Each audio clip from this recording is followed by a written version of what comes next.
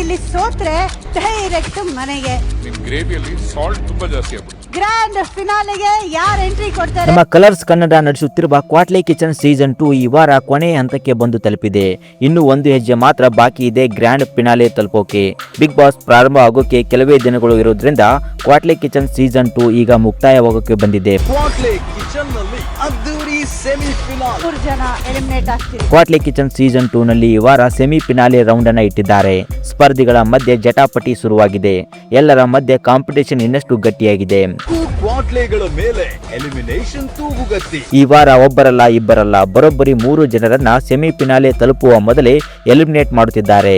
3 ಜನ ಈ ವಾರಾಂತ್ಯದಲ್ಲಿ ಎಲಿಮಿನೇಟ್ ಆಗಿ ಮನೆಗೆ ಹೋಗಲಿದ್ದಾರೆ.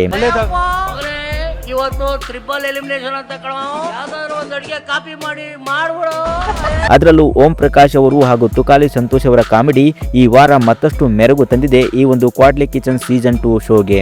ಫಸ್ಟ್ ವೀಕ್ ಇವತ್ತಿಲ್ಲಿ ಸೋತ್ರೆ ಡೈರೆಕ್ಟ್ ಮನೆಗೆ. ನಿಮ್ ಗ್ರೇವಿಯಲ್ಲಿ ಸಾಲ್ಟ್ ತುಂಬಾ ಜಾಸ್ತಿ ಆಗ್ಬಿಡುತ್ತೆ. ಹಾಗೆ ಈ ವಾರ ಜಡ್ಜಸ್ಗಳು ಸಹ ತುಂಬಾ ಸ್ಟ್ರಿಕ್ಟ್ ಆಗಿದ್ದಾರೆ.